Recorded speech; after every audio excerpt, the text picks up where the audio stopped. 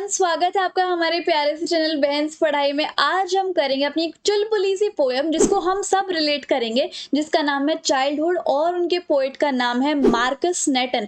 पहले ही बता रही हूँ, पोएट का नाम एंड पोएम का नाम अच्छे से याद कर लेना, क्योंकि आपके इंग्लिश के पेपर में कौन सी स्टैंजा आ जाए ये नहीं पता। सो दैट्स वाई ये दोनों याद कर लेना, दो मार्क्स हैं, ठीक है। सो ये याद कर ले आपने। अच्छा, अब स्टैंजा नंबर 1 की तरफ चलता है बिना किसी देरी के, क्योंकि मैं कम से कम टाइम आपको फुल डिटेल में समझाने वाली हूँ। प्लस एक ही वीडियो पे रहना, स्विच मत करना। अगर आए हो तो पूरी पोएम खत्म ही करके जाना, ठीक है।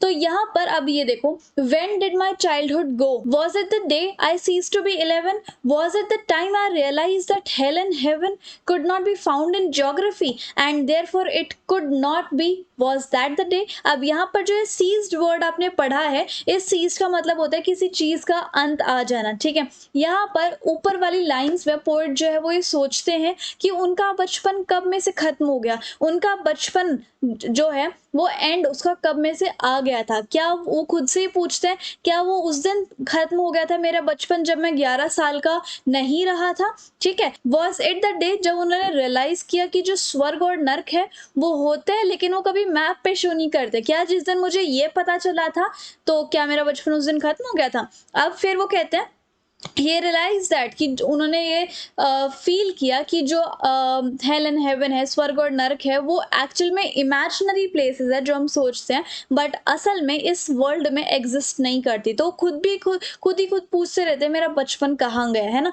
अब बढ़ते हैं स्टैंजा नंबर 2 की तरफ, जो कि है When did my childhood go? Was it the time I realized that adults are not all seem to be?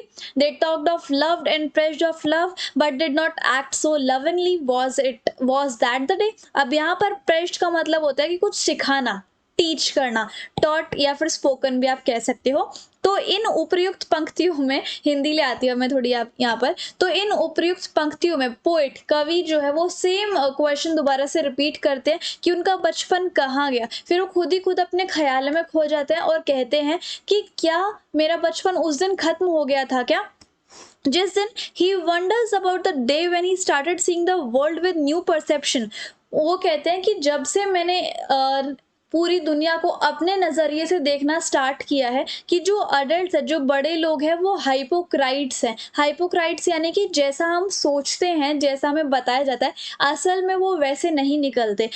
जो अडल्ट्स होते हैं, जो हमसे बड़े होते हैं, वो हमें सिखाते हैं कि क्या प्यार होता है, कैसे प्यार करते हैं, कैसे प्यार से रहते हैं, कैसे प्यार से बात करते हैं। इस तरीके से वो हमें टीच करते हैं अबाउट द लव। और लेकिन वो खुद कभी इतने लविंगली बिहेव नहीं करते। जो लोग हमें ही सिखाते हैं कि लव क्या होता है, प्यार क्या होता है, वो लोग खुद भी लविंगली बिहेव नहीं करते, है ना। तो वो कहते हैं कि एडल्ट्स जो हाइपोक्राइट्स हैं। जब मैंने अपने नज़रिए से, अपनी थिंकिंग से इस समाज को देखा, इस दुनिया को देखा, तो क्या ये वो दिन था जिस दिन मेरा बचपन खत्म हो गया था, जब मैंने अपने नज़रिए से ये समझा कि अडल्ट्स जो है हाइपोक्राइट्स है, जैसे वो दिखते हैं वैसे वो होते नहीं हैं। सो दे आर डबल फेस। वो दो जिसको हम कहते हैं डबल फेस्ड है रियलिटी में, जैसे वो दिखते कुछ और है बट होते कुछ है। तो वो कहते हैं क्या ये चीज़ जिस दिन मेरे को समझ आ गई, क्या उस दिन मेरा बचपन चला गया था क्या, और मेरा बचपन गया तो गया कहाँ, ठीक है। फिर उसी के साथ साथ अब हम आते हैं थर्ड स्टैंजा पे, जो कि है Was it when I found my mind was really mine to use whichever way I choose, producing thoughts that were not those of other people but my own and mine alone? Was that the day? अब यहाँ पर तीसरी stanza में poet जो है deliberately question करते रहते हैं कि मेरा बचपन जो है कहाँ गया, when he lost his childhood. वो अपने ही दिमाग में सोचते रहते हैं अलग अलग पॉसिबिलिटीज़ को कि कहाँ पे गया मेरा बचपन। वो कहते हैं कि जिस दिन मुझे ये पता चला था कि मेरा दिमाग खुद का है, मैं उसको उसी तरीके से यूज़ कर सकता हूँ जैसे मैं चाहता हूँ, और मैंने ये रियलाइज़ किया है कि मैं अपने दिमाग में अपने खुद के विचार, अपने खुद के थॉट्स ला सकता हूँ, जो किसी से बंधे नहीं हुए, किसी की सोच से नहीं बंधे हुए। मेरा जो मन करेगा मैं वो सोचूंगा, मेरा माइंड मेरा है, मेरे थॉट्स मेरे हैं, किसी से बंधे नहीं हुए। सो जिस दिन मुझे ये चीज़ पता चली कि मेरा माइंड मेरा है, तो क्या उस दिन मेरा बचपन खत्म हो गया था। So when he sensed his own individuality, जब उन्होंने ये देखा कि मैं इंसान, मैं जो हूँ वो एक अलग इंडिविजुअल हूँ, एक अलग इंसान हूँ, मेरी अलग पर्सनालिटी है, मेरे अलग विचार है, मेरी अलग सोच है, तो क्या जिस दिन मुझे मुझे ये चीज़ पता चली तब मेरा बचपन खो गया था। अब अगली स्टैन्ज़ा में देखो, मज़ा आ रहा है ना वैसे? ओके, नेक्स्ट स्टैन्ज़ा देखो, "Was that the day he lost his childhood? Where did my childhood go? It went to some forgotten place that's hidden in an infant face, that's all I know." Infant मतलब जो नया-नया बच्चा पैदा हुआ है, ठीक है? Newborn baby. अब यहाँ पर लास्ट स्टैन्ज़ा में पोएट जो है वो दोबारा से देखते हैं कि मेरा बचपन, खोया हुआ बचपन कहाँ गया।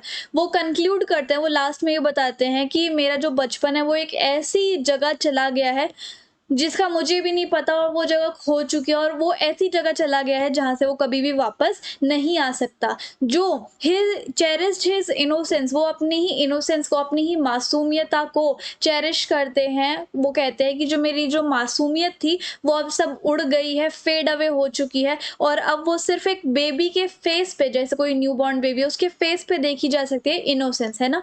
उन्हें बस अपनी बचपन की स्वीट मेमोरीज याद हैं जो कि अब वो भी चली जाएँगी, उनकी यादों से फेड अवे हो जाएँगी, और वो ये भी मैसेज कन्वे करते हैं, हम सबको ये मैसेज बताते हैं कि जो चाइल्डहुड की इनोसेंस है वो हमेशा रहती है। नहीं, वो stage till that time one is an infant, और वो इनोसेंस, बचपने की जो मासूमियत होती है वो तब तक ही रहती है जब तक एक बच्चा छोटा-सा होता है, न्यूबॉर्न बेबी होता है, और उसे सिर्फ इतना ही पता है, ठीक है? तो इस तरीके से हमारी पोएम का अंत होता है, और पोएट के जज़्बातों को हमने पढ़ा। अब आते हैं हम चाइल्डहुड के लिटरेरी डिवाइसेस पर। रैशनलिज़्म क्या है यहाँ पर? यहाँ पर पोएट जो है लॉस्ट चाइल्डहुड को रैशनलाइज़ करते हैं। वो कहते हैं कि जब मैं 11 साल का था और जब मुझे ये पता चला कि स्वर्ग और नर्क असल में होते नहीं हैं, ना ही ज्योग्राफी में कहीं मिलते, तो ना ही कहीं मैप पर एग्ज़िस्ट करते, तो वो लॉस्ट चाइल्डहुड को ऐसे-ऐसे रैशनलाइज़ करते हैं इन लाइन्स में, ठीक है? उसके बाद राइमिंग स्कीम क्या है? A, B, B, C, C, D इस पोएम की। और रिफ्रेन का क्या मतलब होता है कि कुछ ऐसे फ्रेजेस जो कि पोएम में बार-बार रिपीट हो रहे हैं। तो ये 2 ऐसे फ्रेजेस जो कि बार-बार रिपीट हो रहे हैं, when did my childhood go, was that the day, इस तरीके से। इंडिविजुअलिटी स्टैन्ज़ा नंबर 3 में पोएट रियलाइज़ करते हैं कि वो अपना खुद का माइंड यूज़ कर सकते हैं, अपने थॉट्स बना सकते हैं। तो वो दिखा रहे हैं कि मैं एक इंडिविजुअल हूँ, मैं अलग हूँ, है ना? एंटीथीसिस, अब यहाँ पर क्या होता है जब 2 वर्ड अपोजिट साथ-साथ यूज़ हुए, जैसे कि हेल एंड हेवन, तो वो एंटीथेसिस होता है। और एलिट्रेशन क्या होता है? The occurrence of same letter और sound at the beginning of closely connected word. जब सेम लेटर होते हैं 2-2 वर्ड के, जैसे कि T T, M M, W W, T T, इस तरीके से। और इन्वर्जन क्या होता है? When the subject verb order is reverse, यानी कि जब सब्जेक्ट और वर्ब का जो ऑर्डर है वो रिवर्स हो जाता है, उसको इन्वर्जन कहते हैं। To whichever they way I choose, तो to use whichever way I choose, तो इस तरीके से इन्वर्जन हो गया। तो ये लिटरेरी डिवाइस याद कर लेना इंपॉर्टेंट है। एंड इसी के साथ साथ हमारी पोएम खत्म भी होती है। अगर आपको ये नोट्स चाहिए तो आप मुझे टेलीग्राम पे फॉलो कर सकते हो, वहाँ पर सारे नोट्स हैं। और हाँ, अगर आपको कोई भी डाउट हो तो आप मुझे इंस्टाग्राम पे फॉलो करके डीएम भी कर सकते हो। आई होप आपको मेरे पढ़ाने का तरीका और वीडियो काफ़ी अच्छी लगी होगी। So if you like the video and the explanation, please like, share, comment and subscribe channel. Thank you so much.